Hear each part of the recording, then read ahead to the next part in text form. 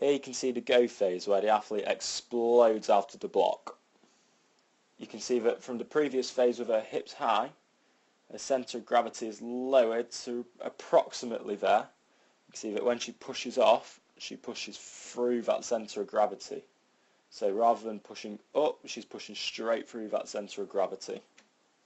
You can also see that as she pushes off, she keeps her back completely straight from her hips to her shoulders and also parallel with the ground.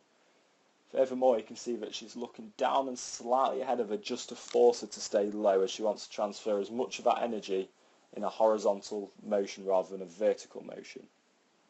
It is vital that the athlete does push straight through the centre of mass, because if the centre of mass is there and they push ever so slightly out, that actually the eccentric force that the athlete is pushing down, and then you've got Newton's third law, every action has an equal and opposite reaction that causes ground force to push back up. And this eccentric force that is pushing back up, if you're not pushing through your centre of gravity going across here, then it can actually cause just slight rotation. This is also known as torque, but it's only very, very slight. To counteract this, the athlete drives her opposite arm to her rear leg up and forward, and her other arm and her rear leg knee is going to drive up and forward as well. You can see this here as she goes, it drives up as she snaps her other arm back.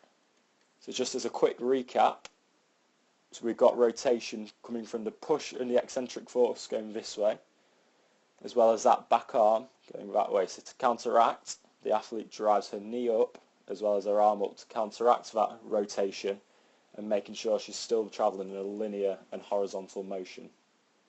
Finally, you can see when the athlete pushes out of a block, her rear foot just there has a very low recovery.